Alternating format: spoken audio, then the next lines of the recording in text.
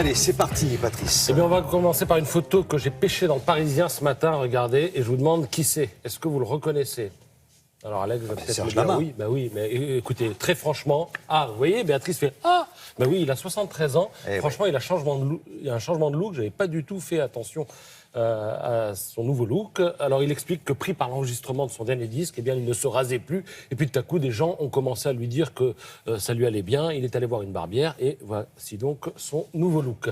Alors, le disque en question, quand même, Où sont passés nos rêves? C'est le titre de cet album, le 24e de sa carrière, le premier depuis 8 ans. Et il a été servi par des mélodistes de talent. Et on trouve du Cabrel, du Julien Clerc, du Calogero, de l'Obispo, du Bruel, du Maxime Le Forestier, du Mahé, du Benabar et même du Carla Bruni dans son album. Il explique d'ailleurs dans le Parisien ce matin qu'il n'osait pas vraiment l'aborder, il est très timide.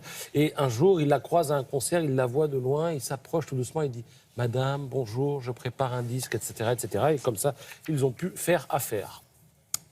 Dans Le Figaro nous propose un hors-série santé avec toujours énormément de contenu.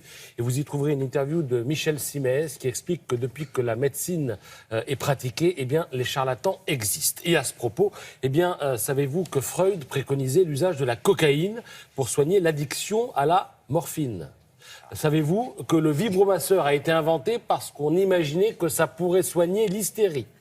Savez-vous que Steve Jobs a cru pouvoir soigner son cancer du pancréas en adoptant un régime à base de jus de fruits et de légumes? Tout cela paraît dingue, mais c'est pourtant vrai. Et vous retrouverez toutes ces histoires et quelques autres dans ce livre intitulé « Les arnaques de la médecine », coécrit donc par Emma Strack et Michel Simès. Et c'est fou ce que l'histoire de la médecine recèle, d'erreurs et surtout d'impostures. Alors j'en ai retenu deux parmi d'autres. D'abord Diane de Poitiers, c'était la maîtresse d'Henri II.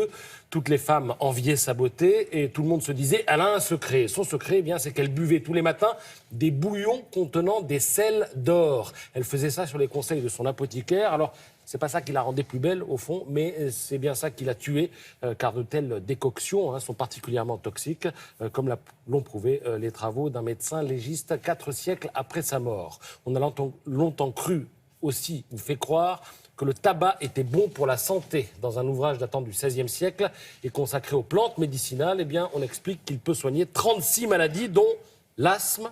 Et il faudra attendre les années 50 pour qu'on commence à se poser quelques questions. Et pour finir, je vous montre une pub anglaise. Elle date de 1939. Regardez le slogan, c'est pour les cigarettes Craven A. Les cigarettes Craven A n'affecteront pas votre gorge. C'est écrit blanc sur rouge. Le livre Les arnaques de la médecine, c'est aux éditions du Chêne. Merci Patrice.